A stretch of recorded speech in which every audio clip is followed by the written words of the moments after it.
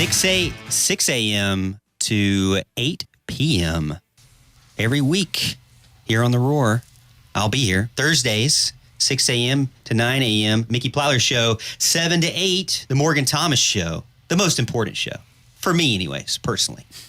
But again, we're talking all things Clemson Tigers here on the Morgan Thomas Show every Thursday, 7 to 8.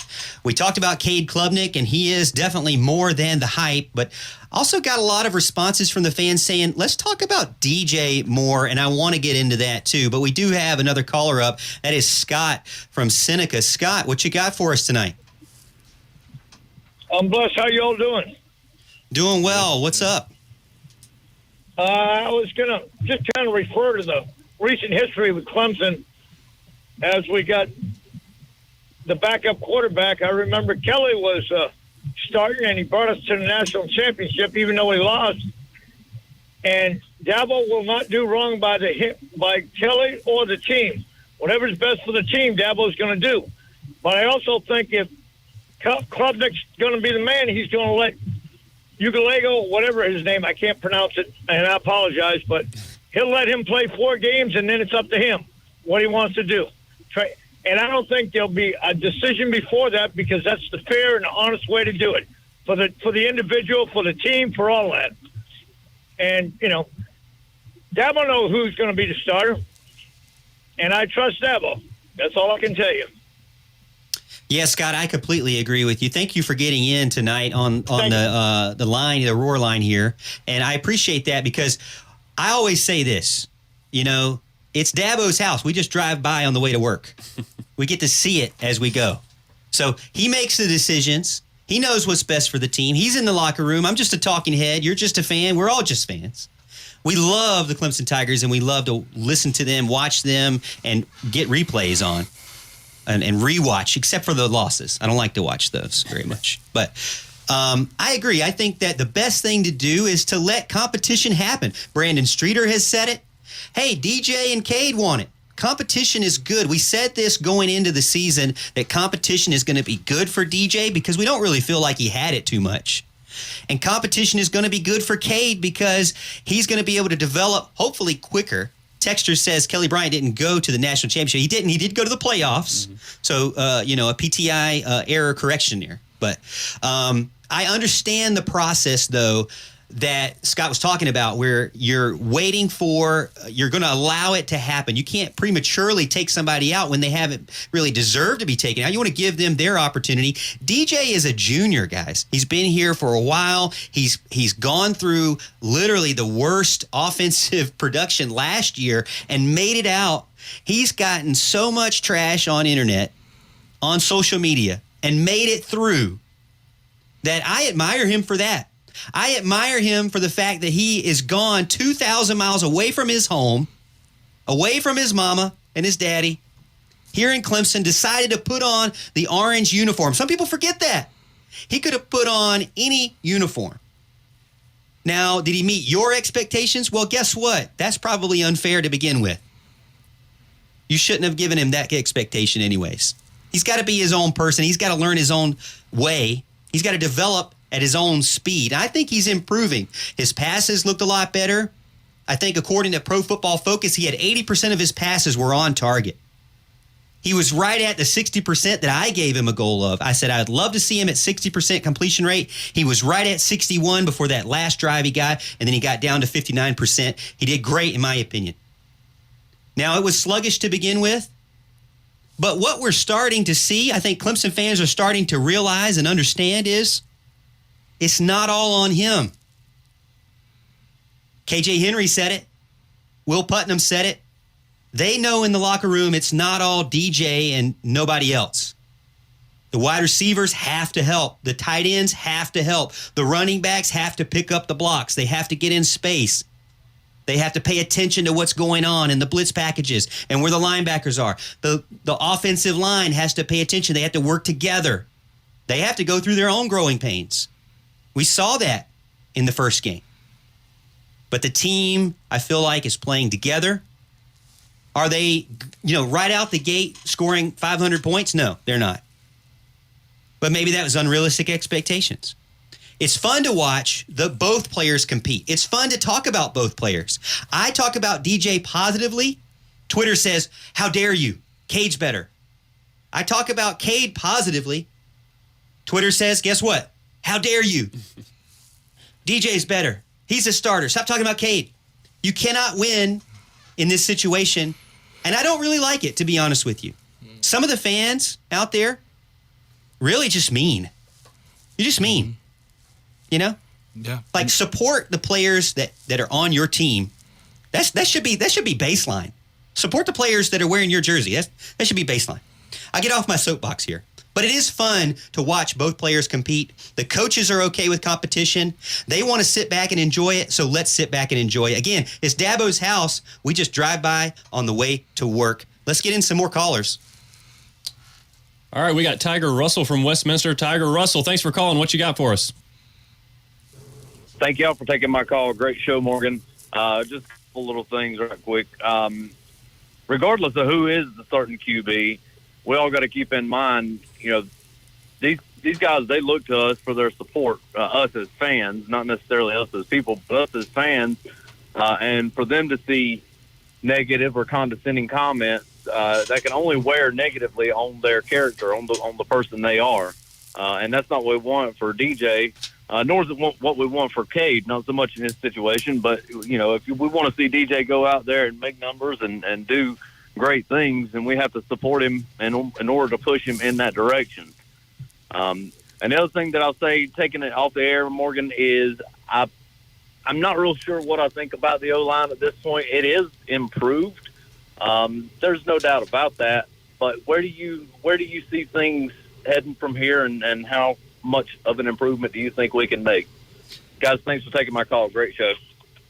Hey, thanks for getting in. We really appreciate the support from the local listeners here. Again, there's not another radio station like this. 105.5, 97.5, The Roar. Name another station that has local guys that you can see eating lunch, dinner, breakfast in town, like me and Mickey, Brad, Ben, everybody, Qualk. You can see us around town. Chick-fil-A tomorrow. Mickey will be there. Name another station like that has from 6 a.m. to 8 p.m. I love it. I really appreciate the fans, too, for being in. I think that Blake Miller is still a freshman. Did he have first game jitters? Yeah, I think so. I think everybody has those, unknowns. You're moving up from high school, being a powerhouse, a superstar, to all of a sudden being one of the guys that are all good. And you got to learn how to, hold your own. Now, he obviously has shown that he can handle it. Dabo said, did he miss on some fundamentals? Yes, he did. Did they need to correct some technical things? Yes, they did. But the biggest thing is now they have tape. Get this. That's kind of what game one is about. Getting tape on your own team against a live opponent. Houston, I'll start with you. Thoughts on Blake Miller? Thoughts on the offensive line as a whole? Well, everybody's complaining about the push, the lack of push. It's kind of the same thing of what you hear from like quarterback and everybody. It's just the lack of push, and I can't believe it. Well, look, there's a lot of different things, and yeah, the offensive line didn't perform up to snuff, I guess, for some on Monday night. I think Blake Miller and the offensive line improved as the game went on. As you saw, 132 yards in the fourth quarter alone when that game started to get put away there. They got better, and I think much like the rest of this team, it's going to be a more of a slow burn and improvement process for this. And I think by the end of this year, it's going to be a very cohesive and good unit. But I also want to say that, some of this is a part of scheme from the other teams. We like Cade, we like DJ. DJ does have a tendency to hold the ball, and so I think defenses notice that. They're going to stack the box, they're going to try to stop the run, and they're going to say, hey, DJ, beat us with your arm. Everybody has tendencies. Everybody has habits, bad or good. The idea is on the field of play, you want to minimize those and make them not as not as easy to pick up by the defense, right? So that's DJ's biggest thing, I think, to work on is not getting those tendencies picked up on. Same thing with Blake Miller. Any position really is like you're going to have things that you're not good at, but focus on the things that you are good at, build upon those, and try to minimize those things that, are going to be your natural weaknesses. Yeah, I don't disagree with any of that. DJ, we talked a lot about him before we actually got on the show, and we're kind of, throwing things off each other, throwing ideas, bouncing them around. And I think DJ improved on some things. I thought his accuracy was much better. Like you said, he was just under 60% completion rate. It should have been much higher than that. I think his receivers let him down on some drops for sure. And there was a couple balls he threw away as well. So I think his percentage was much better than it appeared to be on paper. So I think he's improved on a lot. You can definitely tell he's improved, and he's earned the right to be the starter. I think he is the starter. I want to pump the brakes on, hey, let's throw Cade in there as the guy right now. I think it's going to be an ongoing quarterback competition this season, and I think it's going to get just more interesting as every game goes along. And I think that's a good thing for Clemson. As a matter of fact, we have another caller here. Eddie, you are on the air with us on the Morgan Thomas Show. What can we do for you?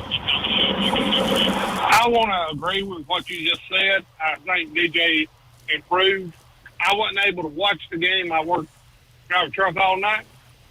But I think that is, like you say, it's Dabo's house. He's not going to leave DJ in there to go 10-3 again.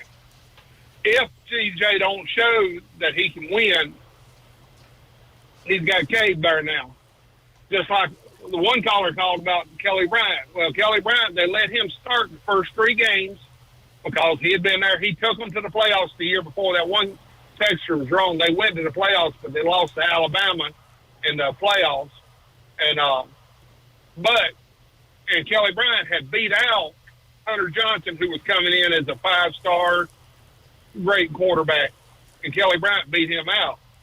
But the next year he was not able to beat out Trevor, and Trevor took the job. I think this is DJ's job until he proves them wrong. And then they've got somebody put in there. Yeah, I agree. I think y'all just fuck off there. And Eddie, thank you so much for getting in again. We appreciate the local fans calling in, especially those late night, third shift, overnight, all night truck drivers. Roll on highway, roll on along. Keep America running even when we're sleeping. We really appreciate it, Eddie.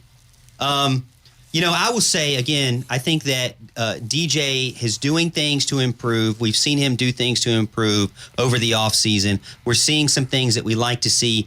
I feel like he's more agile now. When you look on paper, his rushing attempts and his yards per carry, nothing to really be excited about.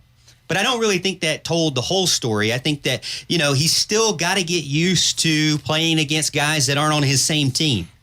At the end of the day, the guys in practice don't want to kill him. The guys that are not wearing the same jersey that really want to beat him up are those Georgia Techs, those Furmans, those Louisiana Techs, the opponents that are coming up. But the great thing is, going back to that tape comment, they've got tape. They've got home games coming up.